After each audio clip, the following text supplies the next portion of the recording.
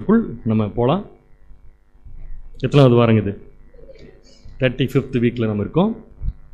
இப்போ நம்ம பார்த்துட்டு இருக்கிற அதிகாரம் எதுன்னு சொல்லி பார்த்தீங்கன்னா 14ஆம் அதிகாரம். 14ஆம் அதிகாரத்தில் எத்தனாவது வகுப்புக்கு வந்திருக்கோம்? நம்ம செகண்ட் கிளாஸ்க்கு நம்ம வந்திருக்கோம். சகரியா புஸ்தகத்தினுடைய அவுட்லைன் நமக்கு நல்லாவே தெரியும்.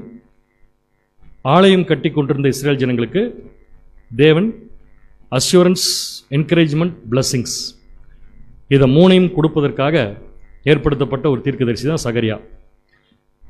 அவங்க ஆலயத்தை கட்டி முடிக்கிறதுக்காக தேவன் கொடுத்த தீர்க்க தரிசனம் தான் சகரியா தீர்க்க தரிசனம் புஸ்தகம் அப்படின்னு நம்ம படிச்சிருக்கோம். இதில் முழுக்க இஸ்ரேல் ஜனங்களுக்குரிய நிழல் சொல்லப்பட்டிருந்தாலும் அதோடைய பொருள் பார்த்தீங்கன்னா எந்த பகுதிக்கு மேட்ச் ஆகுதுன்னு பார்த்தீங்கன்னா கடைசி காலத்தில் இருக்கிற இஸ்ரேல் ஜனங்களுக்கு பொருந்தும். இந்த தீம் நம்ம மாற்றினோம்னா சப்ஜெக்ட் டோட்டல் அவுட் ஆகும். கடைசி காலத்தில் அது விசேஷமாக சொல்லப்போனால் நமக்கு இப்போ பின்னாடி இருக்கிற இஸ்ரேல் ஜனங்கள் வாழ்க்கை எப்படி இருக்கும் அப்படிங்கிறத ரொம்ப தெளிவாக நிழலாக தேவன் சுட்டி காட்டிய ஒரு தீர்க்க தரிசன புஸ்தகம் தான் சகரியா தீர்க்க தரிசன புஸ்தகம். இந்த புஸ்தகத்தை நம்ம எத்தனை பாகமாக பிரித்தோம்? ஒரு புக் ஸ்டடிக்கு ரொம்ப முக்கியமே பார்த்தீங்கன்னா டிவிஷன்ஸ் பிரிக்கிறது தான். அந்த டிவிஷன்ஸ்க்கு தலைப்பு வைக்கிறது, அந்த தலைப்புக்கு பின்னாடி இருக்கிற பேக்ரவுண்டை அனலைஸ் பண்ணுறது, இதுதான் புக் ஸ்டடிக்கு ரொம்ப ரொம்ப முக்கியம். அந்த அடிப்படையில் எத்தனை பகுதிகளை நம்ம பிரித்தோம்? 4 பகுதிகள். அதில் 3 பகுதிகளுக்கும் முதல் 3 பகுதிகளுக்கும் ஒரு தனித்தன்மை இருக்குது. 4வது பகுதி இப்போ நம்ம பார்த்துட்டு இருக்கோம், அதுக்கு ஒரு ஸ்பெஷாலிட்டி இருக்குது. அந்த வித்தியாசம் என்னன்னு யாராவது சொல்ல முடியுமா? முதல்ல பார்த்த 3 டிவிஷனுக்கும் இப்போ கடைசியாக பார்க்குற டிவிஷனுக்கு என்ன வித்தியாசம்? ஒற்றுமை நிறைய இருக்குது, வித்தியாசமான ஒன்று தான் இருக்குது. அந்த வித்தியாசம் அதாவது முதல்ல பார்த்த அந்த 3 பகுதிகளுமே நிழலாவும் ஆலயம் கட்டிட்டு இருந்த இஸ்ரேல் ஜனங்களுக்கு பொருந்தும், அதே சமயத்தில் இப்போ கடைசி காலத்தில் இருக்கிற இஸ்ரேல் ஜனங்களுக்கும் அது பொருந்தும். ஆனால் 4வது பகுதி பார்த்தீங்கன்னா கம்ப்ளீட்டாக கடைசி காலத்துக்கு மட்டும்தான் பொருந்தும். ஏன்னு கேட்டிங்கன்னா கண்ணுக்கு தெரிகிற ராஜ்யம் எஸ்டாப்ளிஷ் ஆகிறதுக்கு இஸ்ரேல் ஜனங்களுடைய பங்கு என்னங்கிறத தேவன் சொல்ல வர்றார் சகரியா மூலம். உலக ஜனங்களுடைய ரட்சிப்பை சொல்லி வச்சிருக்கிறதுனால இதில் எந்த விதமான நிழலும் நம்ம எடுத்துக்க முடியாது. இது டைரெக்டாக எந்த காலத்துக்கு பொருந்தக்கூடிய விஷயம்னு பார்த்தீங்கன்னா கடைசி காலம், கடைசி காலத்தில் இருக்கக்கூடிய இஸ்ரேல் ஜனங்களுக்கு பொருந்தக்கூடிய விஷயம். அதில் என்னங்க என்கரேஜ்மெண்ட் இருக்குது ஆலயம் கட்டுறப்ப அப்படின்னு சொல்லி பார்த்தீங்கன்னா மேசியாவை பற்றின அதிகபட்ச இன்ஃபர்மேஷன் இந்த 4வது பகுதிக்குள்ளே தான் இருக்குது. அவங்களுக்கு என்கரேஜ்மெண்ட்டே மேசியா தான், அவங்களுக்கு ஆசீர்வாதமே மேசியா தான். அது மட்டும் இல்லை, மேசியா மூலம் அவங்களுக்கு ஆசீர்வாதம் கிடைக்குது, அவங்கள வச்சு உலக ஜனங்களுக்கு ஆசீர்வாதம் கிடைக்க போகுது. இந்த தீம் தான் இந்த 4வது பகுதிக்குள்ள ரொம்ப முக்கியமான விஷயம். இந்த தீமை எஸ்டாப்ளிஷ் பண்ணுற விஷயத்த ப்ராசஸ் பை ப்ராசஸாக நம்ம பார்த்துட்டு இருக்கோம். 14ஆம் அதிகாரம், 13ஆம் அதிகாரம், 12ஆம் அதிகாரத்தில் பார்த்துட்டு இருக்கோம். அந்த ப்ராசஸ் என்னன்னு பார்த்தீங்கன்னா கம்ப்ளீட்டாக இன்னைக்கு இருக்கிற இஸ்ரேல் தேசம் மாறப்போகுது. இஸ்ரேல் தேசம் மாறப்போகுதுன்னு சொல்கிறத விட இஸ்ரேல் தேசம் 2 விஷயங்கள் மாறப்போகுது. ஒன்று தேசமும் மாறப்போகுது, இன்னொன்று ஜனங்களும் மாறப்போகுது. மாறப்போகுதுனாலே எதிலிருந்து எதுக்கு மாறப்போகுது அப்படிங்கிறது முக்கியம். எதிலிருந்து எதுக்கு மாறப்போகுதுன்னா அவங்க பரிசுத்தமான நிலைமையில் இப்போ இல்லை, விக்கிரகாராதனையில் இருக்கிறாங்க. அந்த ஜனங்களை ஒரு பரிசுத்த நிலைமைக்கு தேவன் கொண்டு வர போறார். அடுத்தது தேசத்தையும் என்ன பண்ண போறாருன்னா ஒரு டிவைன் கண்டிஷனுக்கு கொண்டு வர போறார். டிவைன் கண்டிஷன்னா அவர் எடுத்து யூஸ் பண்ண போறார். அந்த ஜனங்களையும் யூஸ் பண்ண போறாரு, தேசத்தையும் யூஸ் பண்ண போறாரு. என்ன பர்பஸ்க்காக யூஸ் பண்ண போறாரு அப்படின்னு பார்த்தீங்கன்னா உலக ஜனங்களுடைய ரட்சிப்பு. அதை மறந்துடக்கூடாது. இதை நம்ம எப்படி படித்தோம் போன வாரம் அதுக்கு முந்தின வாரம் எப்படி படித்தோம்னா ரொம்ப ரொம்ப முக்கியமான ஒரு தனித்தன்மை வாய்ந்த ஒரு விஷயத்தை சகரியா சொல்லியிருக்காருன்னு படித்தோம். மற்ற எந்த புஸ்தகத்திலையும் இஸ்ரேல் ஜனங்களை பற்றி அந்த பாயிண்ட் சொல்ல. அது என்ன பாயிண்ட் சொல்லி பார்த்தீங்கன்னா மீந்திருக்கிறவர்கள் அப்படிங்கிற பாயிண்ட். இந்த மீந்திருக்கிறவர்கள் பாயிண்ட் மட்டும்தான் இப்போ நம்ம படிக்கிற ப்ராஃபஸியில் வர எல்லா ஆசீர்வாதங்களுக்கு பொருத்தமான குரூப். மீந்திருக்கிற ஜனங்கள் மட்டும்தான் பொருத்தமான குரூப்பாக இருப்பாங்க. அந்த மீந்திருக்கிற ஜனங்களை பற்றி பாடப்பட்ட பாடலை தான் நம்ம கடந்த 2 வாரங்களா பார்த்தோம். ஸோ பாட்டு எங்கே ஆரம்பிக்குது, எங்கே முடியுது, ரீகால் பண்ணிக்கலாம். பாட்டு எங்கே ஆரம்பிக்குதுங்க? 13ஆம் அதிகாரம் 7ஆம் வசனத்தில் ஆரம்பிக்குது. எங்கே முடியுது? 14ஆம் அதிகாரம் 2ஆம் வசனத்தில் முடியுது. எதை பற்றி பேசியிருக்குன்னு பார்த்தீங்கன்னா மீந்திருக்கிறவர்கள், அவங்கள பற்றி பேசியிருக்குன்னு பார்த்தோம். இந்த மீந்திருக்கவங்களை பற்றி 3 பேராகிராஃபாக பிரித்து பேசப்பட்டிருக்கு. அந்த 3 பேராகிராஃப் என்னன்னு சொல்ல முடியுமா?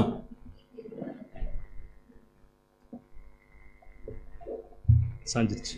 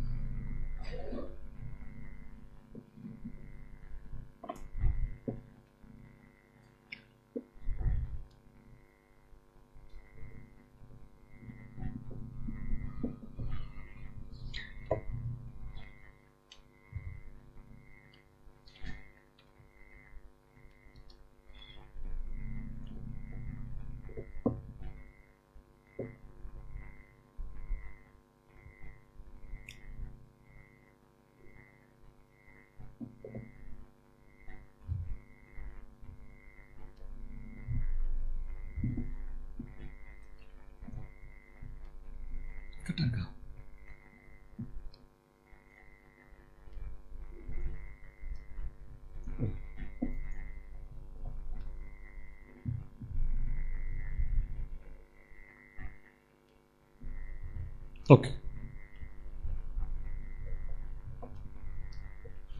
மீந்திருக்கக்கூடிய ஜனங்களை பற்றி பாடல் வடிவில் பாடப்பட்ட ஒரு புஸ்தகம் தான்.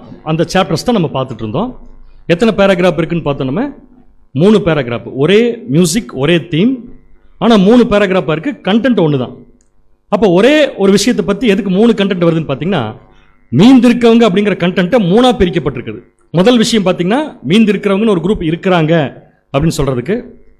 2வது பேராகிராஃப், மீந்திருக்கிற குரூப் காப்பாற்றப்படுவார்கள். 3வது பேராகிராஃப், மீந்திருக்கிற குரூப் பரிசுத்தப்படுத்தப்படுவார்கள்.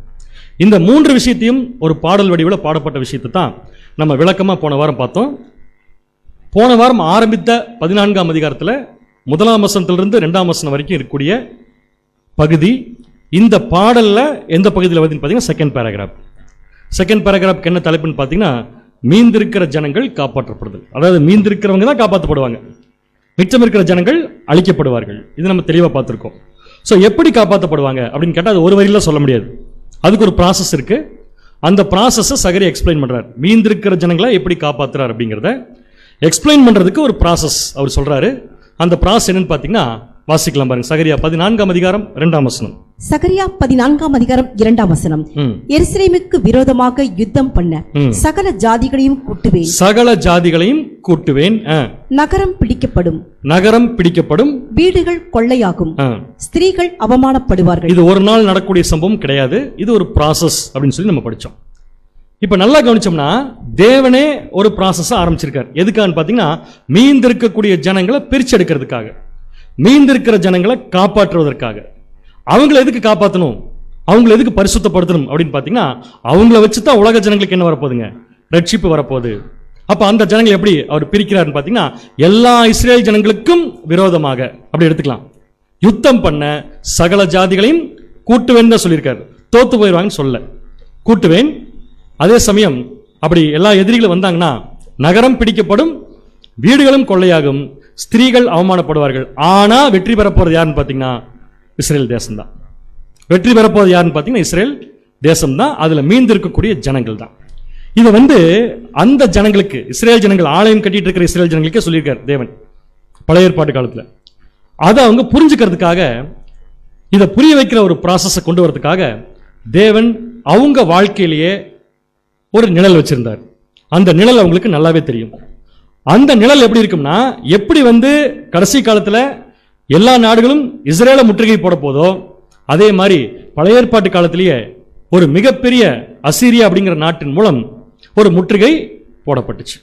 எசேக்கியா ராஜாவை செனகரிப்பு முற்றுகை போட்டார். அப்பவும் ஜெயிச்சது எசேக்கியா தான். இப்பவும் ஜெயிக்க போறது இஸ்ரேல் ஜனங்கள் தான். யார் ஜெயிக்க வைக்க போறா? அன்னைக்கும் கர்த்தர் புறப்பட்டு வந்தா ஜெயிக்க வைக்க போறாரு. இன்னைக்கும் கர்த்தர் புறப்பட்டு வந்ததா ஜெயிக்க வைக்க போறார். எப்படி ஜெயிக்க வைக்க போறார் அப்படிங்கிற விஷயத்தை சொல்லக்கூடிய நிழலை தேவன் பழைய ஏற்பாட்டில் ஒரு இடத்துல வச்சிருக்காரா? எத்தனை இடத்துல வச்சிருக்காரு? ஒரு சம்பவம் 5 இடத்துல இடம் பெற்றது. இது ஒண்ணுதான். எந்த சம்பவம்னா, எசேக்கியா ராஜாக்கு அகைன்ஸ்டா யார் வந்ததுங்க? செனகரிப். எங்கெங்கன்னு பார்த்தோமா நம்ம போன வாரமே? 2 ராஜாக்கள் 18ஆம் அதிகாரம், 19ஆம் அதிகாரம், 2 நாளாகமம் 32ஆம் அதிகாரம், ஏசாயா 22ஆம் அதிகாரம், ஏசாயா 37ஆம் அதிகாரம், ஏசாயா 33ஆம் அதிகாரம். இது பைபிள்ல இருக்கிற ப்ரூஃப். அதே மாதிரி இன்னொரு ப்ரூஃபை உலக பிரகாரமா தேவன் வச்சிருக்காரு. நீங்க தான் ஜெயிப்பீங்க அப்படின்னு சொல்றதுக்கு. அந்த ப்ரூஃப் என்னன்னு பார்த்தீங்கன்னா, பிரிட்டிஷ் மியூசியத்தில் இருக்கிற அந்த டெய்லர் சிலிண்டர் அப்படின்னு சொல்லக்கூடிய ஒரு கல்வெட்டு. இந்த கல்வெட்டு எழுதுனது யாருன்னு சொல்லி பார்த்தீங்கன்னா, செனகரிப். செனகரிப் யாரு? அசீரிய ராஜா. அவரை பத்தி ஏன் இப்ப நம்ம படிக்கிறோம்னா, அவர் தான் எழுதி வச்சிருக்காரு. யாரை பத்தினா? எசேக்கியாவை பத்தி. அப்ப இந்த கல்வெட்டுகளை எல்லாம் பார்க்க பழைய ஏற்பாட்டில் தேவன் காமிச்ச நிழல்களை எல்லாம் பார்க்க அந்த ஜனங்களுக்கு புதிய ஏற்பாட்டில் என்ன வரணும்னா கண்டிப்பா நம்ம என்ன பண்ணிடுவோம்? ஜெயிச்சிருவோம். அப்ப இதெல்லாம் நடக்குது. இதெல்லாம் என்னன்னா, இதெல்லாம் ஒன்றும் பிரச்சனை கிடையாது. இதெல்லாம் நடக்கக்கூடிய விஷயம் தான். எதெல்லாம்? நகரம் பிடிக்கப்படும்னா கேப்சர் பண்றதுல முற்றுகை போடப்படுறது. போன வரைக்கும் பார்த்துட்ட விளக்கம் ஒரிஜினல் டிரான்ஸ்லேஷன்ல போய். சோ தேசம் முற்றுகை போடப்படும், பட் ஒருத்தங்க கூட உள்ள என்ட்ராக முடியாது. அதே சமயம் வீடுகள் கொள்ளையாகும், ஸ்திரீகள் அவமானப்படுவார்கள். இந்த விஷயத்தை பழைய ஏற்பாட்டிலே தேவன் காமிச்சிட்டார். யார் மூலமானா எசேக்கியா ராஜா மூலம். எசேக்கியா ராஜா இது எல்லாத்தையுமே பண்ணார். அவர் சம்பாரிச்சு வச்சிருந்த அத்தனை விஷயத்தையும், தேவனுடைய ஆலயத்தில் இருக்கிற பொற்தகடுகள் மேற்கொண்டு, தாழ்பால்கள் மேற்கொண்டு எல்லாத்தையும் எடுத்துக்கொண்டு போய் யார்கிட்ட கொடுத்தாருங்க? செனகரிப்ட கொடுத்தாரு. ஆனா ஒரு பொருள் கூட அசீரியாவுக்கு போல. நமக்கு தெரியும் நல்லா. அதுக்கு என்ன அர்த்தம்? எனி டைம் திருப்பி என்ன ஆயிருது அவங்களுக்கு கிடைச்சிடும். உன்னில் கொள்ளையானது உன் நடுவிலே பங்கிடப்படும். படிச்சமா பண்ண வர, உன்னில் கொள்ளையானது உன் நடுவிலே பங்கிடப்படும். சோ ஆட்டோமேட்டிக்கா அது உங்களுக்கு கிடைச்சிருங்கிறதுக்கு தான் தேவன் அந்த பொருளை இடம் கூட என்ன பண்றது இல்ல, மாத்துறது இல்லைன்னு சொல்லி பார்த்தோம். இதெல்லாம் யார் பண்ண போறான்னு பாத்தீங்கன்னா இஸ்ரேல் ஜனங்கள் கிடையாது, மீந்திருக்கிற ஜனங்களும் கிடையாது. யாருன்னு பாத்தீங்கன்னா கர்த்தர் புறப்பட்டு. அதுக்கு நம்ம விளக்கங்களை போன வாரமே பார்த்துட்டோம். யுத்த நாளில் போராடுகிறது போல அந்த ஜாதிகளோட அப்ப ஒரு போராட்டம், ஒரு சண்டை இருக்கு. யாருக்கும் இருக்கு. அது ரொம்ப முக்கியம். உலக ஜனங்கள் ஆசீர்வதிக்கப்படணும்னா அதுக்கு இஸ்ரேல் ஜனங்கள் கருவிகள் தான். கருவிகளுக்கே எவ்வளவு பெரிய ப்ராசஸ்னா, அந்த கருவிகளை வச்சு செயல்படுத்த போற உலக ஜனங்களுக்கு எவ்வளவு பெரிய ப்ராசஸ் இருக்கும். எல்லா மனுஷரும் ரட்சிக்கப்படவும் சத்தியத்தை அறியும் அறிவை அடையும் அவர் எப்படி இருக்காரமா? சித்தமுள்ளவராக இருக்கு. அப்ப சண்டை யாருக்கு யாருக்கும், ஃபைட் யாருக்கு யாருக்கும், யுத்தம் யாருக்கு யாருக்கும்? ஜெயிக்க போறது தேவன். யாருக்கு யாருக்குன்னா சாத்தானுடைய அமைப்புகளுக்கும் தேவனுடைய வல்லமைக்கும் சண்டை. சோ இதுல ஜெயிக்க போறது யாருன்னு பாத்தீங்கன்னா கர்த்தர் புறப்பட்டு போராடப்பார். சோ கர்த்தர் புறப்பட்டு போராடிவாரு. ஜெயிக்க போறது யாரு? சரியான பதில் வேணும் எனக்கு. ஜெயிக்க போறது யாரு? 50 மார்க் தான் உங்களுக்கு. 40 மார்க், 10 மார்க் குறைச்சிட்டேன்.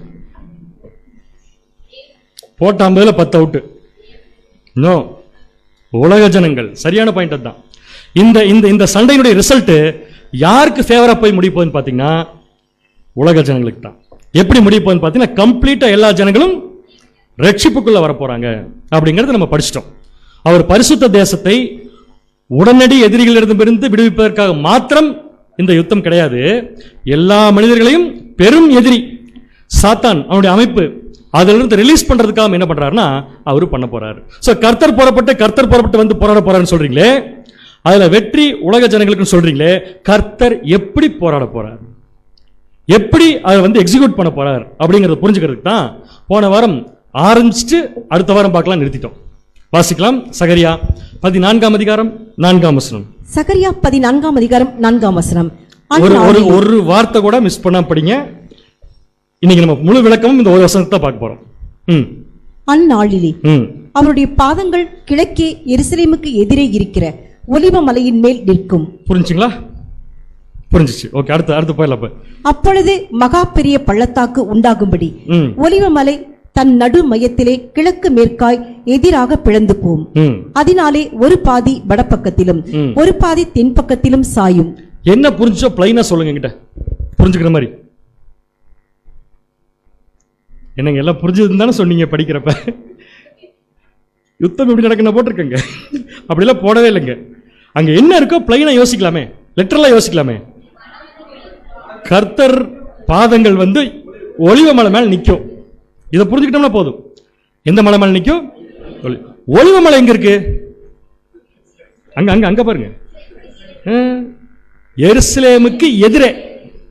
எருசலேம் இங்க இருக்குன்னா எருசலேமுக்கு எதிரே ஆப்போசிட்ல இருக்கு. எதிர்க்கு ஒலிவ மலை. சோ ஒலிவ மலையில இப்ப என்னாச்சு? அவர் வந்து அவருடைய பாதங்கள் வந்து நின்ன உடனே பள்ளத்தாக்கு எப்படி ஒரு எங்க அங்க ஒரு எர்த்குவேக் வந்திருக்கணும், ஒரு பெரிய பூமி எதிர்ச்சி வந்திருக்கணும். அந்த பூமி எதிர்ச்சி கிழக்கு மேற்க வந்துச்சாமா, ஒலிவ மலை வடக்கு தெற்கா பிரிஞ்சு வச்சாமா. புரிஞ்சா சொல்றது? பூகம்பம் வந்தது கிழக்கு மேற்கா, ஒலிவ மலை பிரிஞ்சது வடக்கு தெற்கா. கரெக்ட் தானே? இப்படி வெட்டினா இப்படி தான் பிரியும், இப்படி வெட்டினா இப்படி பாதி இப்படி பாதி. இவ்வளவுதான் என்னால சொல்ல முடியும். ஃபேஸ்புக்ல பாட்டுருக்கும் சொல்ல முடியாது, அவ்வளவுதான். சோ பிரிஞ்சிருச்சு. பிரிஞ்சிச்சா? இது பிரிஞ்சதுனால அங்க என்ன ஏற்பட்டிருக்கு? ஒரு பெரிய பள்ளத்தாக்கு ஏற்பட்டிருக்கு, மகா பெரிய பள்ளத்தாக்கு. சோ இந்த பள்ளத்தாக்கு ஏற்பட்டது நல்ல விஷயத்துக்காகவா அல்லது ஒரு மோசமான விஷயத்துக்காகவா? எப்படி சொல்றீங்க நல்ல விஷயம்னு? இந்த பள்ளத்தாக்குனாலே நமக்கு ஆகாது. ஏன்னா சங்கீதத்தில் பாடுறப்ப பள்ளத்தாக்குங்கிறப்ப நமக்கு ஞாபகம் வருது மரண இருளின் பள்ளத்தாக்கு. இப்போ இது அண்ணால வரக்கூடிய பள்ளத்தாக்குங்கிறதுனால இது நல்ல பள்ளத்தாக்கா இருக்குன்னு நீங்க நினைக்கிறீங்க. அதனால சரி, okay, correct, understanding correct. So நம்ம என்ன பண்ணலாம்? முதல்ல இந்த அந்நாளினே போட்டிருக்குது, அந்த அந்நாளுங்கிறது எந்த நாள் எக்ஸாக்டா இந்த பூமியில பொருத்தணும். இந்த டைம் எப்ப இந்த விஷயம் நடக்கும் அப்படிங்கறத பொறுத்துனா தான் விஷயம் என்னங்கிறத படிக்க முடியும். அந்நாளிலே. எந்த நாள்ல? கரெக்டா சொல்லுங்க பார்க்கலாம். எந்த பாயிண்ட்ல தேவனுடைய பாதம் ஒலிவமலையின் மேல் நிற்கும்? எவ்வளவு ஈஸியான பதில் பாருங்களேன். எங்க? அதுல எங்க? அது ஒரு பெரிய ப்ராசஸ் இல்ல. அதுல எங்க அப்படின்னு பாத்தீங்கன்னா, கர்த்தர் புறப்பட்டு யுத்த நாளில் போராடுவது போல அந்த ஜாதிகளோட போராடுவார் போன வசனத்தில் முடிச்சோம் இல்லையா? அந்த பாயிண்ட்ல தான் இது ஆரம்பிக்குது. அந்த பாயிண்ட் இது எங்கன்னு கேட்டீங்கன்னா, the end of Jacob trouble, யாக்கோபின் இக்கட்டு காலம் முடிவடையக்கூடிய ஒரு சமயம். யாக்கோபின் இக்கட்டு காலம் முடிவடை. இப்ப சொல்லுங்க பார்க்கலாம், யாக்கோபின் இக்கட்டு காலம் முடிஞ்சிருச்சுன்னா இஸ்ரேல் தேசத்துல மீந்திருக்கிற ஜனங்கள் பரிசுத்தப்படுத்தப்படுவார்கள். அந்த சமயத்தில் நடக்கிற ப்ராசஸ் தான் இது. நம்ம என்ன நினைச்சு கூடாது தெரியுமா? இது எல்லா நாடுகளும் யுத்தம் பண்ண வருது இல்ல, அப்ப நடக்கிற விஷயம் கிடையாது. எல்லா நாடுகளும் யுத்தம் பண்ண வந்து முதல்ல இஸ்ரேல் தோத்து மறுபடியும் ஜெயிக்குது இல்ல, அந்த பாயிண்ட். அந்த பாயிண்ட்ல தான் இப்ப சொல்ற விஷயம் ஸ்டார்ட் ஆகுது. அப்ப இது யாருக்காக தான் இருக்கும்? கண்டிப்பா மீந்திருக்கிற ஜனங்களை வச்சு யாருக்கா இருக்குன்னு பாத்தீங்கன்னா உலக ஜனங்கள். இதைத்தான் இந்த வசனத்தை எப்படி படிக்கணும்? அந்நாளிலே. இப்ப இந்த வசனத்தில் இருக்கிற பாயிண்ட் பை பாயிண்ட் எல்லாத்தையுமே படிச்சிடலாம். சரிங்களா? முதல்ல நோட் பண்ண வேண்டியது அந்நாளிலே. அடுத்தது நோட் பண்ண வேண்டியது கிழக்கே எருசலேமுக்கு எதிரே இருக்கிற. அப்ப ஒலிவமலை எங்க இருக்கு? எருசலேமோட நின்று போயிருது ஒலிவமலை. ஒலிவமலை எங்க இருக்கு? எருசலேமுக்கு எதிரே இருக்கு. அப்பொழுது ஒரு மிகப்பெரிய பள்ளத்தாக்கு உண்டாகும். ஒலிவமலையின் மூலமா ஒரு பள்ளத்தாக்கு உண்டாகுது. அது எப்படி உண்டாகுதுன்னு பாத்தீங்கன்னா, கிழக்கு மேற்காய் ஒலிவமலை பிளக்குது. அதனால என்னாச்சுன்னு பாத்தீங்கன்னா, ஒரு பாதி வட பக்கத்திலும் இன்னொரு பாதி தென் பக்கத்திலும் என்ன பண்ணுதுன்னா சாயுதுன்னு படிச்சோம். அப்படி சாயும் போது ஒரு பள்ளத்தாக்கு வருது.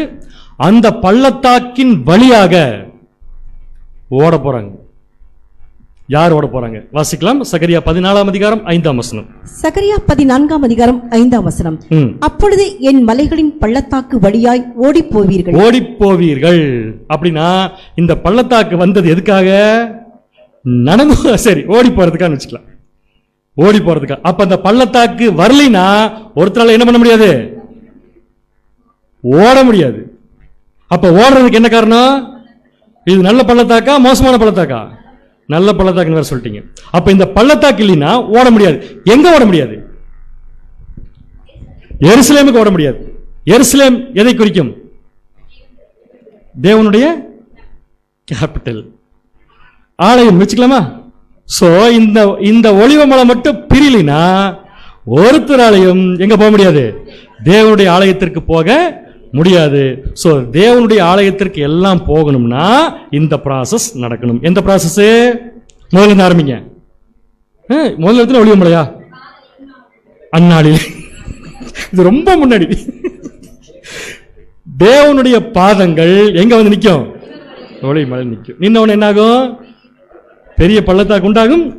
ஒலிவமலை ரெண்டா பிளந்துரும். எல்லா ஜனங்களும் என்ன பண்ணுவாங்க? அது வழியா ஓடிப்போம். எது வரைக்கும் ஓடுவாங்க? வாசிங்க. அப்பொழுது என் மலைகளின் பள்ளத்தாக்கு வழியாய் ஓடி போவீர்கள். மலைகளின் பள்ளத்தாக்கு ஆசால் மட்டும் போகும். எது வரைக்கும் போகும்? இந்த பள்ளத்தாக்கு எது வரைக்கும் தான் இருக்குமாமா? அதுக்கப்புறம் தேவையில்லை. அதனால அது வரைக்கும் இருந்தா போதும். எது வரைக்கும்? ஆத்சால் வரைக்கும். அடுத்தது, நீங்கள் யூதாவின் ராஜாவாகிய உசியாவின் நாட்களில் பூமி அதிர்ச்சிக்கு தப்பி ஓடி போனது போல் ஓடி போவீர்கள். எப்படி ஓடுவீங்க? உசியா ராஜாவின் நாட்களில் பூமி அதிர்ச்சி வந்தப்ப எப்படி ஓடுனீங்களோ அந்த மாதிரி ஓடி போவீங்க. என் தேவனாகிய கர்த்தர் வருவார். அப்ப உங்க கூட யார் வருவா? என் தேவனாகிய கர்த்தர் வருவாரு. தேவரீரோடே எல்லா பரிசுத்தவான்களும் வருவார்கள். அது யாருங்க? இது வெள்ளை சட்டை போட்டு வருவாங்களோ எல்லாரும்? அப்பொழுது எல்லா பரிசுத்தவான்களும் எப்ப? எல்லாரும் ஓடும்போது, அந்த பள்ளத்தாக்கு வழியா ஓடும்போது, பள்ளத்தாக்கு வழியா ஓட போற ஜனங்களோட தேவன் இருப்பார், அவருடைய பரிசுத்தவான்களும் இருப்பாங்க அப்படின்னு சொல்லி முடிச்சாச்சு. ஸோ இது ரொம்ப ஹைலைட்டான விஷயமே ஒலிவமலை தான். இந்த ஒலிவமலை மட்டும் பிரியலினா இந்த ப்ராசஸ் இல்லை. அப்ப ஒலிவமலை பிரியணும்னா அங்க என்ன நடந்திருக்கணும்? ஒரு மிகப்பெரிய பூகம்பம் நடந்திருக்கணும் அப்படிங்கிறத நம்ம புரிஞ்சுக்கலாம். அப்படி பூகம்பம் நடந்ததுனால ஒலிவமலை வடக்கு மற்றும் தெற்காக என்ன பண்ணுதுன்னா பிரியுது. இது சகரியா ஒரு விஷன்ல தானே பார்த்திருப்பார். ஒரு விஷன்.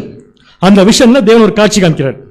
அந்த காட்சி இப்படித்தான் அவர் பார்த்திருக்கணும். இது ஆக்சுவலா ஒரிஜினல் மேப் இப்படித்தான் இருந்திருக்கணும். இது என்னதுன்னு கேட்குறீங்களா? இஸ்ரேல் தேசத்துடைய டாப் வியூ. அதுல இப்ப நமக்கு தேவை எங்கன்னா ஒலிவமலை எங்க இருக்குதுல, நான் ரவுண்ட் பண்ற மாதிரி இருக்குதா ஒலிவமலை. அங்க எங்க மலை இருக்குன்னு என்கிட்ட கேட்டுறாதீங்க, அவ்வளவுதான் காமிக்க முடியும். ஒலிவமலை ஜாகிரபிக்கல் லொகேஷன் பெரிய விஷயம் இல்ல, தீம் தான் ரொம்ப முக்கியம். இது ஒலிவமலை. ஒலிவமலை இங்க இருக்குனாலே ஆலயம் எங்க இருக்கும்? அதுக்கு ஆப்போசிட். அப்படின்னு எங்க இருக்கும்? அங்க போட்டிருக்கு பாருங்க, அதுலயே டெம்பிள் மவுண்ட் இருக்கு. ஓகேவா? சோ பூகம்பம் எந்த ஆக்சஸ்ல வந்துச்சு? கிழக்கு மேற்கு. கிழக்கு மேற்குல கட் பண்ணா மலை எப்படி பிரியும்?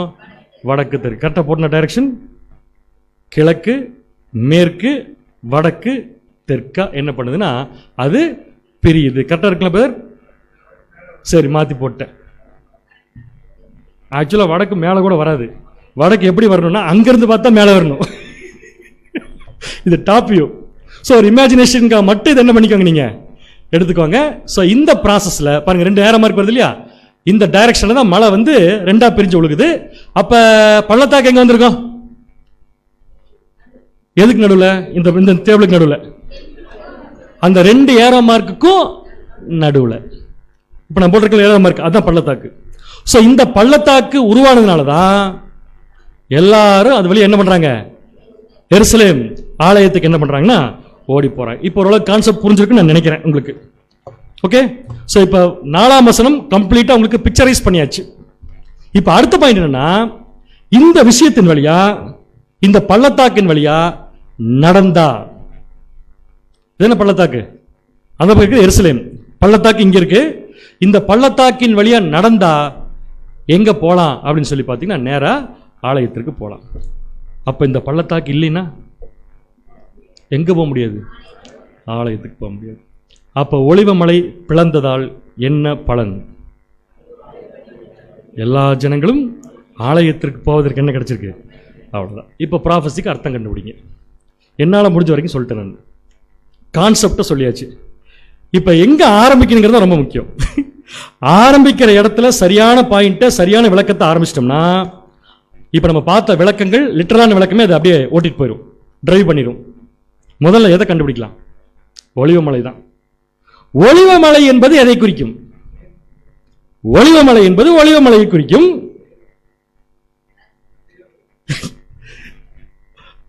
மலை எதை குறிக்கும்? ராஜ்யம். ஒலிவமலை எதை குறிக்கும்? அது எப்படி? ஒலிவம்னு தேவா, அப்ப ஒலிவை ஈக்குவல் டு தேவ. ஒலிவ மரம் சொன்னே நமக்கு எது ஞாபகம் வந்துருச்சு? ஒலிவ எண்ணெய் ஞாபகம் வருது. ஒலிவ பழம் வருமா? வராது. ஒலிவ எண்ணெய் வரும். அந்த ஒலிவ எண்ணெயினுடைய பயன்பாடு என்ன பாத்தீங்கன்னா 3 பயன்பாடு. லைட், லைட்னா லைட் வெளிச்சம். நௌரிஷ்மெண்ட், வாசனையா? எனக்கு இது புதுசா இருக்கே விளக்கம். ஊட்டச்சத்து, ஊட்டச்சத்துனா நல்ல ஃபுட்டு, சத்துணவு. தமிழ்ல புரியுற மாதிரி சொன்னீங்க, சத்துணவு. ஃபுட்டுனா உணவு. இந்த 3 விஷயமும் சுவிசேஷ யுகத்தில் சபை கிடைச்சிருக்கு. என்ன லைட் நமக்கு? எல்லா புத்தகத்துல விளக்கத்தையும் பார்த்தாச்சு. என்ன ஊட்டச்சத்து? வாரத்தில் 3 நாள் நல்லா சாப்பிட்றோம். வாரத்தில் 3 நாள் இப்ப சொல்ல போனா 5 நாள் சாப்பிட்றப்ப பாத்தீங்கன்னா டிஃபரெண்ட் ஊட்டச்சத்து. அது ஊட்டச்சத்து ஆகிறது நம்ம கையில் தான் இருக்கு, நம்ம எடுத்து சாப்பிட்டா தான் கிடைக்குது. அதுக்கப்புறம் சாப்பிட்றதுக்கு வேற எங்கேயும் போய் கையேந்து நிற்க வேண்டிய அவசியமே நமக்கு இல்லை. கரெக்டா? இதெல்லாம் இப்ப நமக்கு கிடைக்குது. அந்நாளிலே யாக்கோபின் இக்கட்டு காலத்தின் முடிவிலே இதெல்லாம் யாருக்கு கிடைக்க போகுது? அப்ப உலக ஜனங்களுக்கு இதெல்லாம் கிடைக்கிறதுக்கு காரணமே இந்த ஒலிவமலை தான். அப்ப ஒலிவமலை எதை குறிக்கும்? A mountain is a symbol of kingdom and Mount Olive would signify the kingdom of light and peace. அதாவது ஒளியின் ராஜ்யம், சமாதானத்தின் ராஜ்யம். இது ரெண்டுமே எந்த ராஜ்யத்தை பொருந்துங்க? கிளியரா ரசல்பர்க் கொடுத்தாரு. இது வேற என்ன இல்ல, represents the kingdom of God. தமிழ்ல சொல்ல போனா நம்ம புரிஞ்சுக்கிற மாதிரி கரெக்டா எடுத்துக்கணும். எப்படி எடுத்துக்கலாம்னா லைட் அண்ட் ஃபுட் கிடைக்கிற ராஜ்யம் எதுன்னு சொல்லி பாத்தீங்கன்னா கிறிஸ்துவின் ராஜ்யம். சோ ஒலிவமலை எதை குறிக்கும் பாத்தீங்கன்னா கிறிஸ்துவின் ராஜ்யம். கிளியரா? ஒலிவமலை எதை குறிக்கும்? கிறிஸ்துவின் ராஜ்யம். ஒலிவமலையில் என்ன கிடைக்கும்? என்ன கிடைக்கும்? வெண்ணெய் கிடைக்கும். கரெக்ட், உண்மைதான் பிரதர். அது சாப்பிட்ற முகக்கலை உண்டுவாகும். ஒலிவ ஆயிலுடைய இது தெரியுமில்ல உங்களுக்கு, ப்ராப்பர்ட்டிஸ். முகத்தில் தேய்ச்சோம்னா முகத்துக்கு கலை, உள்ள சாப்பிட்டோம்னா உடம்புக்கு உள்ள இருக்கிறதுக்குலாம் கலை. அந்த மாதிரி ஒரு ஸ்பெஷாலிட்டி அது. அந்த மாதிரி ஒரு விஷயம் உலக ஜனங்களுக்கு கிடைக்க போறது எப்படின்னு பார்த்தீங்கன்னா கிறிஸ்துடைய ராஜ்யம். அந்த கிறிஸ்துடைய ராஜ்யத்தில் தான் ஒரு சர்டன் பீரியடுக்கு அப்புறமா, நாட் பிகினிங், கிறிஸ்துடைய ராஜ்யம் ஆரம்பிச்சு ஒரு குறிப்பிட்ட காலப்பகுதிக்கு பின்னாடி தேவனுடைய பாதங்கள் வந்து அந்த ஒலிவ மலையின் மேல என்ன ஆகுதுங்க, இப்ப நிக்குது. இதே வசனத்தில் எப்படி படிச்சோம், வாசிங்க.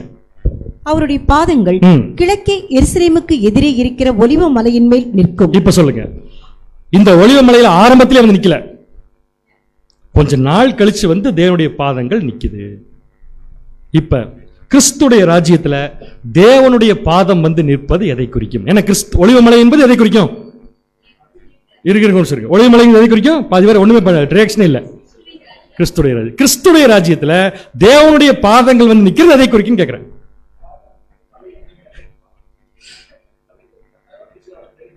பாதம் வந்து ஒலிவ மலையின் மேல் நிற்பது எதை குறிக்கும்? பாத அங்கங்கள் மகிமை அடைகிறது. பாதம் வந்து நிக்கிறதுக்கு லிட்டரலாவே பார்க்கலாமே. சில பேர் சொல்லுவாங்கல்ல, இந்த வீட்டில் என்னோட இல்ல, என் வீட்டில் உங்க கால் பாதம் படுவதற்கு நான் என்ன பண்ணிருக்கணும்? அந்த மாதிரி கிறிஸ்துடைய ராஜ்யத்தில் ஒரு குறிப்பிட்ட காலப்பகுதிக்கு பின்னாடி தேவனுடைய பாதம் வந்து நிற்பது எதை குறிக்குதுன்னு சொல்லி பார்த்தீங்கன்னா, பாதம் வந்து நிற்பது எதை குறிக்குதுன்னு பார்த்தீங்கன்னா, பாருங்க இங்கிலீஷ்ல வந்து அண்ட் ஹிஸ் ஃபீட் அப்படின்னு தான் இருக்கு. His feet. அந்த ஃபீட்டுக்கு நம்ம அப்படியே டிக்ஷனரியில் போய் கண்கார்டன்ஸ் வந்து விளக்கம் எடுத்தோம்னா நிறைய விளக்கங்கள் வரும். உங்களுக்கு தெரியும் நல்லாவே, ஹீப்ரு கிரீக் வேர்டுக்கு இங்கிலீஷ்ல நிறைய விளக்கங்கள் வரும். அதில் கரெக்டான விளக்கத்தை சூஸ் பண்ணிக்கலாம். இந்த இடத்துல எதை சூஸ் பண்ணலாம்னு சொல்லி பார்த்தீங்கன்னா, பொசஷன். பொசஷன் இன்சார்ஜ்ங்கிறது சரியான விளக்கம் வார்த்தையா இருக்குமான்னு எனக்கு தெரியல. பொசிஷன் இந்த வார்த்தை எங்க அதிகமா யூஸ் பண்ணுவாங்க? பொசிஷன். இந்த வீட்டை நீங்க எப்பங்க பொசிஷன் எடுக்க போறீங்க? எப்ப வந்து ஆக்கிரமிப்பு பண்ண எடுத்துக்கலாம். அப்ப அந்த பாதம் வந்து நிக்கிறது எதை குறிக்கும் பாத்தீங்கன்னா, கிறிஸ்துடைய ராஜ்யத்துல தேவனுடைய ஈடுபாட்டை குறிக்கும். கரெக்ட். பொசிஷன் எடுத்தார், அவருடைய பொசிஷன் இருக்கு ஏற்கனவே. ஆனா லிட்டரலாவே ஒரு ப்ராசஸ் நடக்க போது, அந்த ப்ராசஸ் நடக்கிறதுக்கு தேவனுடைய பாதங்கள் வந்து என்ன பண்ணுதுன்னா அந்த இடத்துல நிக்குது. அந்த இடத்துல வந்து தேவனுடைய பாதம் நிக்குதுனாலே அது ஃபுல் குளோரிஃபைடு கண்டிஷன் தான் குறிக்கும். வாசிக்கலாம் பாருங்க, ஏசாயா 60ஆம் அதிகாரம் 13ஆம் வசனம். ஏசாயா 60ஆம் அதிகாரம் 13ஆம் வசனம். என் பரிசுத்த ஸ்தானத்தை சிங்காரிக்கும்படிக்கு லீபனோனின் மகிமையும் தேவதாரு விருட்சங்களும் பாய்மர விருட்சங்களும் புன்னை மரங்களும் கூட உன்னிடத்திற்கு கொண்டு வரப்படும். என் பாதஸ்தானத்தை மகிமைப்படுத்து. என் பாதஸ்தானத்தை நான் என்ன பண்ண வேண்டாரு அப்படின்னா, கிறிஸ்துடைய ராஜ்யத்தை இப்ப மேலும் தேவன் என்ன பண்றாருன்னா ஒரு சர்டன் பீரியடுக்கு அப்புறம் மேலும் என்ன பண்றாரு, இப்ப மகிமைப்படுத்துறார். ஒரு பொசிஷன் எடுக்கிறார். அந்த பொசிஷன் எடுக்கிறது எதை குறிக்குன்னு சொல்லி பாத்தீங்கன்னா, நல்ல அருமையா கமெண்ட்ரி கொடுத்திருக்காங்க. Divine intervention in earth affairs. எர்த்னா பூமி, அஃபேர்ஸ்னா காரியங்கள். சோ பூமியின் காரியங்கள்ல தெய்வீக தலையீட்டை குறிக்கும் போட்டிருக்காங்க. யாருடைய தலையீடு? பிதாவாகிய தேவனுடைய தலையீடு ஒரு சர்டன் பீரியடுக்கு அப்புறம் இன்னும் அதிகமாகுது. அதைத்தான் ப்ராஃபஸி எப்படி சொல்லுதுன்னா, அவருடைய பாதங்கள் வந்து எங்க நிக்குதுன்னு பாத்தீங்கன்னா ஒலிவ மலையின் மீது நிற்கிறது. சோ தேவனுடைய தெய்வீக தலையீடு இப்ப எங்க வருதுன்னு சொல்லி பாத்தீங்கன்னா இந்த பூமிக்கு வருது. வருட பூமி ஆயிடுச்சு. புரியல? பாதம் வந்து நின்னவன அடுத்து என்ன வந்துச்சு? பூமி எதிர்ச்சி. இப்ப சொல்லுங்க, கிறிஸ்துடைய ராஜ்யத்துல தேவனுடைய தலையீடு வந்து நிற்கும் போது அங்க இம்மீடியட்டா ஒரு பூமி எதிர்ச்சி வர்றது எதை குறிக்கும்? சரி, பைபிள்ல ப்ராஃபட்டிக்கலா சொல்லுங்க, பூமி எதிர்ச்சி எதை குறிக்கும்? புரட்சி. கரெக்ட், சரியான பதில். எங்க இருந்து நீங்க லிங்க் எடுக்கிறீங்க? இப்ப பிரெஞ்சு புரட்சியிலிருந்து எடுக்கிறீங்க. கரெக்ட். 1/10 இருக்கு, 9/10 இருக்கு, நம்ம படிச்சிருக்கோம். கரெக்ட். அது எல்லாமே பூமி எதிர்ச்சி தான். சோ இப்படி வச்சுக்கலாமா அந்த பூமி எதிர்ச்சிய? பூமியில் ஏற்படும் மிகப்பெரிய மாற்றம், அதிர்ச்சி, அப்படியே எல்லாம் திரு முடிக்கிற மாதிரி ஒரு மிகப்பெரிய அதிர்ச்சி ஒரு சர்டன் பீரியட்ல கிறிஸ்துடைய ராஜ்யத்தில் என்ன பண்ணுதுன்னு பாத்தீங்கன்னா ஏற்படும். இப்ப மறுபடியும் கேள்விக்கு வந்துடலாம். தேவனுடைய பாதங்கள் வந்து நிக்கிறதுங்கிறது தேவனுடைய தெய்வீக தலையீடு எடுத்துக்கிட்டோம்னா பூமியில தேவன் டைரக்டா வந்து நிப்பாரா? அப்ப யார் வந்து நிக்கிறது? நம்முடைய ஆண்டவராக இயேசு கிறிஸ்து தான். அது அவரே சொல்லியிருக்கார். வாசிக்கலாம். அப்போஸ்தலனாகிய பவுல் சொல்லியிருக்கார். பிலிப்பியர் 3:21.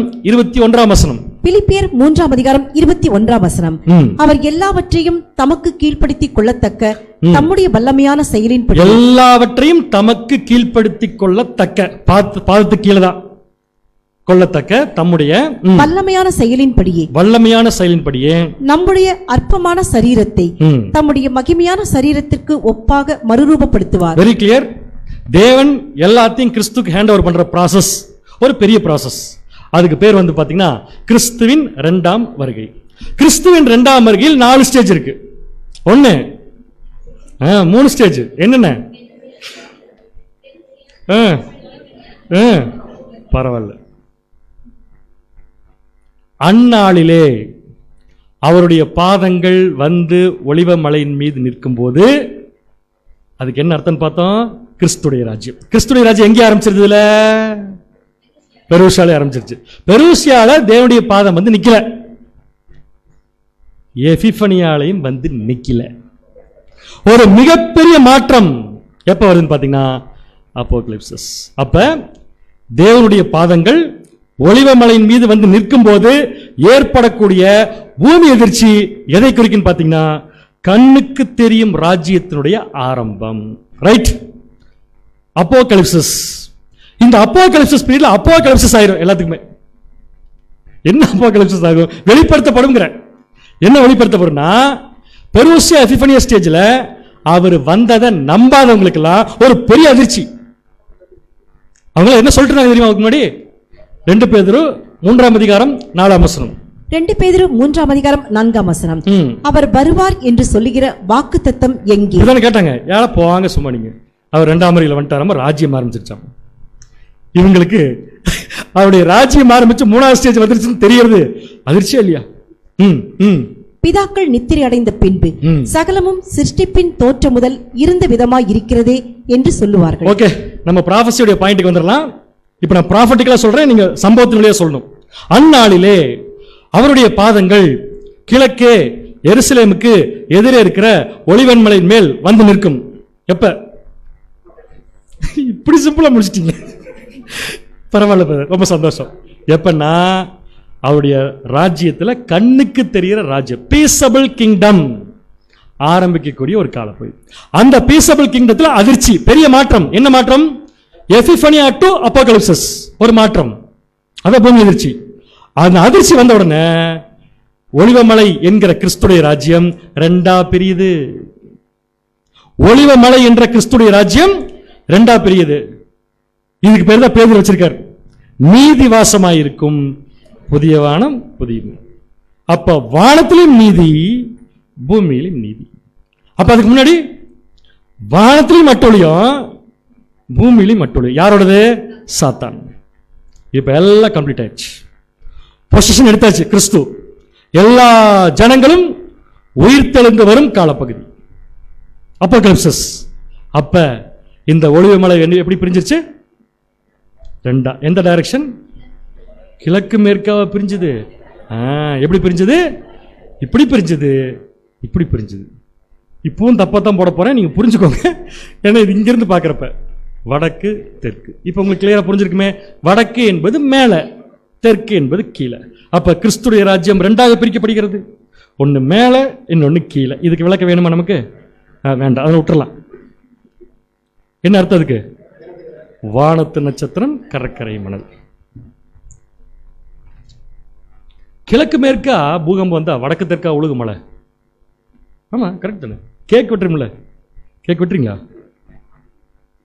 பார்த்துருக்கிறீங்க, வெரி குட். இப்படி வெட்டுறது கிழக்கு மேற்குன்னு வச்சுக்கலாம். இப்படித்தான் உழுகு. இது வடக்கு தெற்கு. அப்ப கிழக்கு மேற்கா பூகம்பம் வந்து எதை குறிக்கும் அப்படின்னா across the world. Across the world ஒரு அதிர்ச்சி. அந்த அதிர்ச்சி வேற எது இல்ல, கண்ணுக்கு தெரியும் ராஜ்யத்தினுடைய ஆரம்பம். அந்த ஆரம்பத்துல கிளியர் எல்லாருக்கும் தெரிஞ்சிடும் ராஜ்யம் இப்ப எப்படி இருக்கு? 2ஆ பிரிஞ்சிருக்கு. எப்படி பிரிஞ்சிருக்கு? ஒன்னு வடக்கு, இன்னொன்னு தெற்கு. ஸோ வடக்கும் தெற்கும் பிரிஞ்சதுனால உலக ஜனங்களுக்கு என்ன பிரயோஜனம்? உலக ஜனங்களுக்கு என்ன பிரயோஜனம்னா பள்ளத்தாக்கு உண்டானது. இப்ப பள்ளத்தாக்கு எதுக்காக யூஸ் ஆச்சு? அங்க நிழல்ல. அந்த பள்ளத்தாக்கு முடியல எங்க போக முடியாதுங்க, அல்லது நீ சுத்தி போக முடியாதான்னு கேட்டாதீங்க. இது விஷன், ஒரு விளக்கம், அவ்வளவுதான். ஆலயம் போவதற்கு என்ன கிடைச்சிருக்கு? வழி கிடைச்சிருக்கு. ஒருவேளை இந்த பள்ளத்தாக்கு ரெண்டா பிரிலினா, சாரி மலை ரெண்டா பிரிலினா பள்ளத்தாக்கு கிடையாது, பள்ளத்தாக்கு இல்லைனா ஆலயத்திற்கு யாரும் போக முடியாது. இப்ப நான் என்ன சொல்ல வரேன்னு புரிஞ்சு உங்களுக்கு?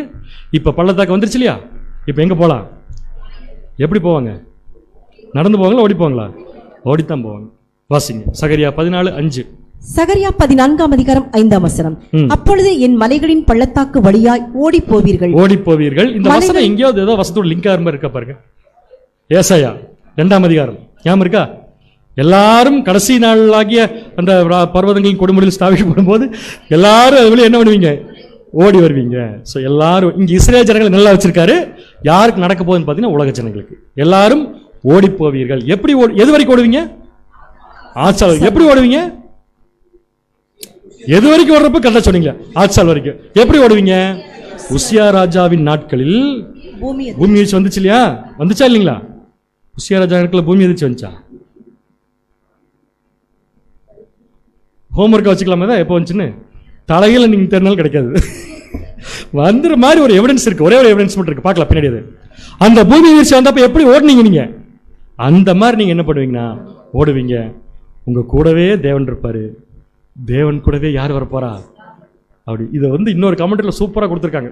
எப்படின்னா, இந்த மழை பிரியறப்ப வேண்டாம், இப்ப விளக்க சொன்னா நல்லா இருக்காது, அப்புறம் பார்க்கலாம். இது ஸோ எல்லாரும் ஓடி போறாங்களே, அவங்க யாருன்னு பார்த்தீங்கன்னா கம்ப்ளீட் வேர்ல்டு பீப்புள். இந்த உலக ஜனங்களுக்குள்ள இன்னைக்கு பாகுபாடு இருக்கா இல்லையா? என்னென்ன பாகுபாடு இருக்கு? மொழி, இனம், கொடி, எல்லாம் பாகுபாடு, எக்கச்சக்கமான பாகுபாடு. இப்ப எல்லாரும் இந்த பள்ளத்தாக்கு வழியா ஓடுறப்ப இந்த கொடியை பிடிச்சா ஓடுவாங்க. எந்த கொடி? ஒரே கொடி தான். எதுன்னு பார்த்தீங்கன்னா இஸ்ரேல் தான். நம்ம இந்தியாவுக்கு மட்டும் தான் அந்த பெருமையில் இருக்கு, வேற எந்த நாட்டும் கிடையாது. எல்லா தேவனுடைய ரகசியத்தை வெளிப்படுத்துறது இந்தியா தான். கொஞ்ச நேரத்துக்கு முன்னாடி பார்த்தீங்களா? அரை மணி நேரத்துக்கு முன்னாடி நியூஸ், ½ அன் ஹவர் 1 ஹவருக்கு முன்னாடி நியூஸ் வந்திருக்கு. பார்க்கல. அது எதுக்கு பேர் நம்ம பார்த்துட்டு டைம் வேஸ்ட் பண்ணிட்டு நமக்கு எதுக்கு அதெல்லாம்? சகோதரர் போட்டாரு, எத்தனை பேர் பார்த்தீங்கன்னு தெரியும், ஆனா ஒருத்தருக்கு அது பெரிய இன்ஃபர்மேஷன் இல்லை குரூப்ல. டெல்லியில் இருக்கிற டெல்லி இந்தியா இஸ்ரேல் தூதரகத்தின் அருகே குண்டு வெடிப்பு. பார்க்கல நீங்க யாருமே? அது எப்படி எனக்கு கூட தெரிஞ்சது? அது ஆக்சுவலா பாத்தீங்கன்னா சகோதரர் குரூப்ல போட்டிருக்காரு, பாருங்க, கிளாஸ் முடிஞ்சதுக்கு அப்புறம் பாருங்க. ஓகே, சோ இந்த கொடி தான் நாளைக்கு உலகத்தின் தேசிய கொடி. ரைட்? சோ எல்லா ஜனங்களும் ஓடி வருவாங்க. அவங்களுக்குள்ள எது இருக்காதுன்னா மொழி, இனம் பாகுபாடுகள் இருக்கவே இருக்காது. ஒரே கொடி தான்.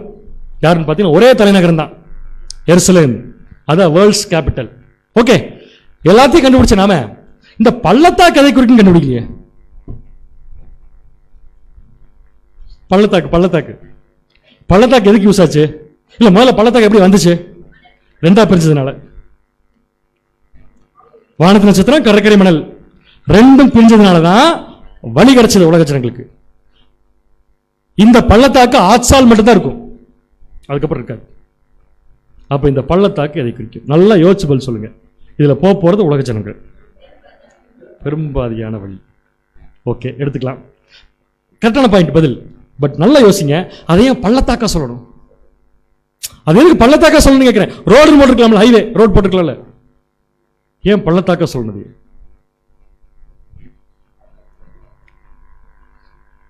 பள்ளத்தாக்கு தான் ப்ரொடெக்ஷன். ரெண்டு பக்கம் ப்ரொடெக்ஷன் உலக ஜனங்களுக்கு. இந்த பக்கம் ஒரு ப்ரொடெக்ஷன், இந்த பக்கம் ஒரு ப்ரொடெக்ஷன். அப்பதானே பள்ளத்தாக்கு வரும். இந்த பக்கம் யார் ப்ரொடெக்ஷன்? இந்த பக்கம் யார் ப்ரொடெக்ஷன்? மீன் இருக்கிற ஜனங்களை வச்சுக்கலாமா? இந்த பக்கம் யாருங்க? வானத்து நட்சத்திரம். அது யாரெல்லாம் நான் கேட்கவே மாட்டேன் கண்டிப்பா உங்ககிட்ட. ஓகே, ஸோ இவங்க ரெண்டு பேரும் சேர்ந்து உலக ஜனங்களுக்கு என்ன கொடுக்க போறாங்க? ப்ரொடெக்ஷன். அதான் பள்ளத்தாக்கு. ரொம்ப அழகா ரசல் பேர் எழுதியிருக்காரு. வாசிக்க முடிஞ்சா வாசிச்சிருங்க, எனக்கு இங்க இருந்து வாசிக்க முடியல. The valley represents a place of favor and protection. Place of favor and protection. Favorனா favor. Tamil மொழிபெயர்ப்புலாம் நமக்கு வரவே வராது. ப்ரொடெக்ஷன்னா பாதுகாப்பு. ஸோ கம்ப்ளீட்டா உலக ஜனங்களுக்கு இது என்ன கொடுக்க போகுதுன்னா பாதுகாப்பும் ஃபேவரும் கொடுக்க போகுது. Made and guaranteed by both the heavenly and earthly phases of kingdom power and into this place of protection. So heavenly and earthly phase of kingdom. வானத்து நட்சத்திரம் கடற்கரை மணல் மூலம் உலக ஜனங்களுக்கு ராஜ்யத்திற்குள்ள என்ட்ராகிறப்ப கிடைக்கக்கூடிய பாதுகாப்பு, அதுக்கு பேர் தான் சொல்லுவாங்க. இதே பள்ளத்தாக்குல அழுதுட்டே எத்தனை வருஷம் ஓடினாங்க உலக ஜனங்கள். இதுக்கு பேர் முன்னாடி என்ன தெரியுமா? அழுகையின் பள்ளத்தாக்கு. இப்ப சந்தோஷத்தின் பள்ளத்தாக்கு. 84ஆம் சங்கீதம் 6ஆம் வசனம் 7ஆம் வசனம். 84ஆம் சங்கீதம் 6, 7ஆம் வசனங்கள். அழுகையின் பள்ளத்தாக்கை உருவ நடந்து அதை நீரூற்றாக்கி கொள்கிறார்கள். அதை என்ன ஆக்கிட்டாங்க? இப்ப இவங்க அழுதழுதே நீரூற்று ஆக்கிட்டாங்க. மழையும் குளங்களை நிரப்பும். அவர்கள் பலத்தின் மேல் பலம். இது இஸ்ரேல் ஜனங்களுக்கு டைரக்டா சொல்லப்பட்ட விஷயம் தான். அவர்கள் பலத்தின் மேல் பலமடைந்து சியோனிலே தேவ சன்னதியில் வந்து காணப்படுவார்கள். சியோனிலே தேவ சன்னதியில் வந்து காணப்படுவதற்கு இந்த வழி அவங்களுக்கு ரொம்ப ரொம்ப முக்கியம். இப்ப இந்த வழியாக உலக ஜனங்கள் நடந்து வந்து எருசலேமுடைய ஆலயத்துக்குள்ள போறாங்க. அங்க எருசலேம்ங்கிறது எருசலேம் சிட்டி. ப்ராஃபட்டிக்கலா எருசலேம் ஈக்குவல் டு புதிய எருசலேம். சோ புதிய எருசலேமுக்குள்ள உலக ஜனங்கள் பொசிஷன் எடுக்கணும்னா இந்த பள்ளத்தாக்கு வழியா தான் என்ன பண்ணியானுங்க போயாகணும். இந்த பள்ளத்தாக்கு வழியா போறப்ப அவங்களுக்கு என்ன கிடைக்கும்? ப்ரொடெக்ஷன் கிடைக்கும். இதை எங்கேயோ வாச்சிருக்கோம் இதுக்கு முன்னாடி. நம்ம வெளிப்படுத்துற விசேஷம் 21ஆம் அதிகாரம் 24ஆம் வசனம், அதுல இருந்து 26 வரைக்கும் வாசிங்க. வெளிப்படுத்தல் 21ஆம் அதிகாரம் 24ஆம் வசனம் முதல். ரட்சிக்கப்படுகிற ஜனங்கள் அதன் வெளிச்சத்திலே நடப்பார்கள். ரட்சிக்கப்படுகிற ஜனங்கள் மட்டும் தான் நடப்பாங்க. அதுல அதன் வெளிச்சத்திலே நடப்பார்கள். பூமியின் ராஜாக்கள் தங்கள் மகிமையையும் கனத்தையும் அதற்குள்ளே கொண்டு வருவார்கள். இந்த பூமியின் ராஜாக்கள் யாருன்னு வெளிப்படுத்தும் விசேஷத்துல படிச்சுட்டோம். அதனால கேள்வி நான் உங்ககிட்ட கேட்க போறது இல்லை. கேட்காமலே நீங்க பதில் சொல்லிருவீங்க. அதனால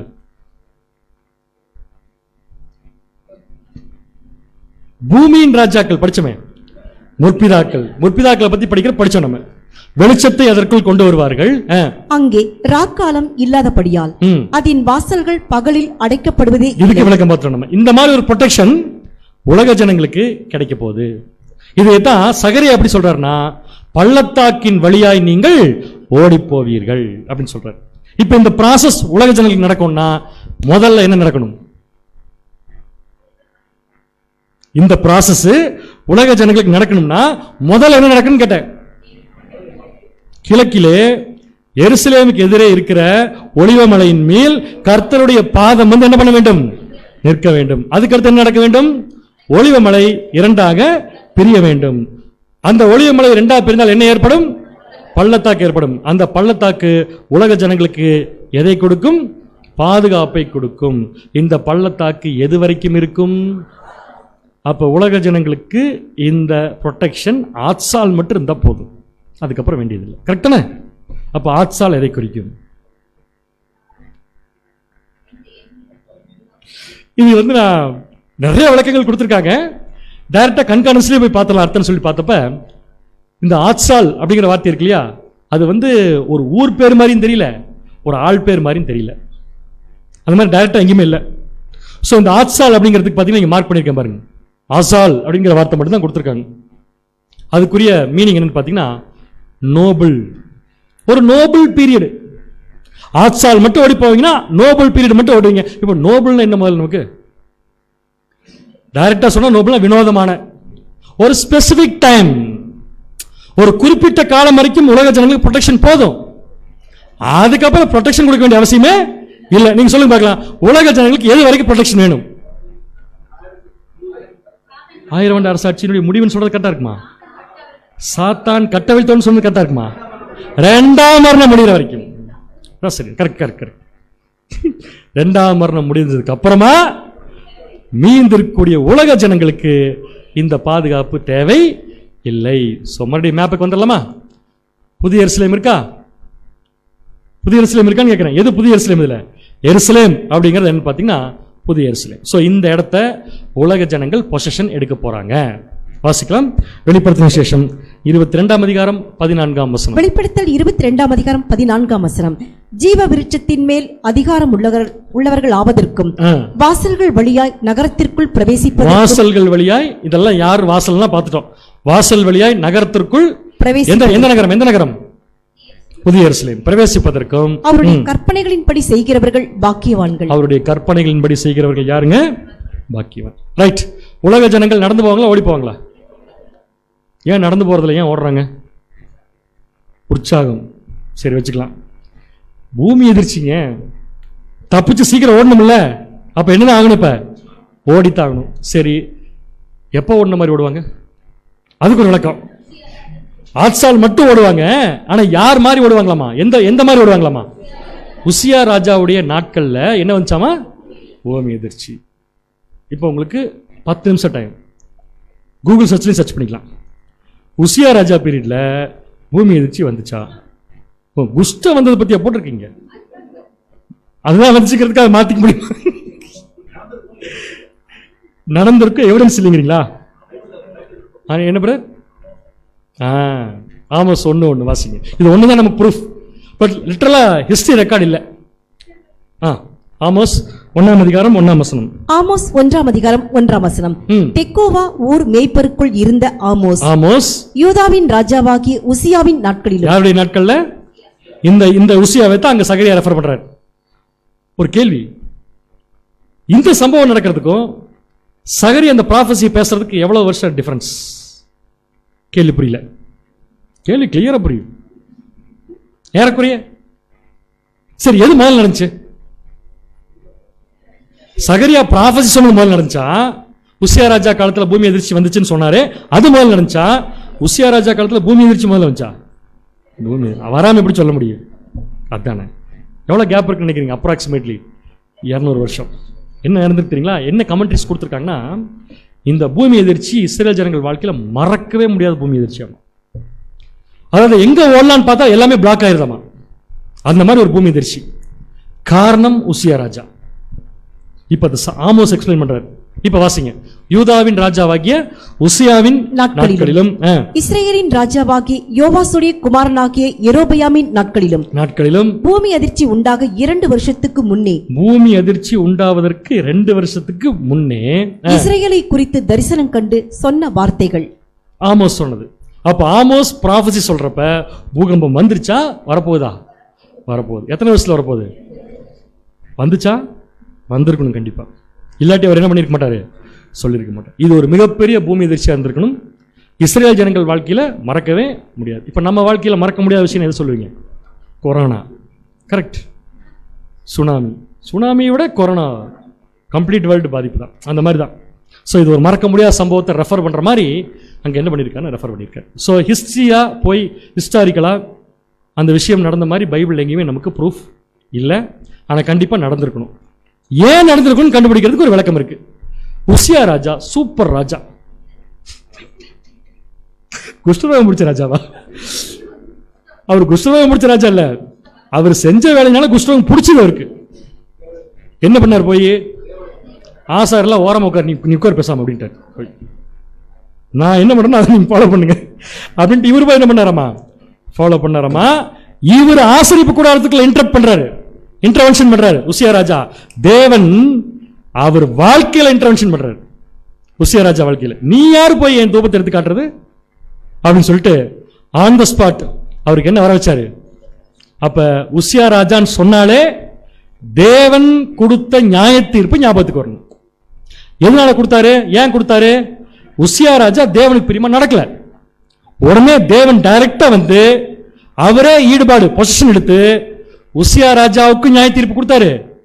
2 வருஷம் கழிச்சு என்ன நடந்திருக்கணும்? 2 வருஷம் இல்ல, பூமி எதிர்ச்சி அப்பவே என்ன இருக்கணும்னா உண்டாயிருக்கணும். இது தேவனுடைய நியாய தீர்ப்பு. இதுக்கு யார் தப்பிச்சிருப்பாங்க? இந்த பூமி எதிர்ச்சியில பார்க்கலாம் பதில் எப்படி வருது. இந்த பூமி எதிர்ச்சியில யார் தப்பிச்சிருப்பாங்கன்னு கேட்டேன்.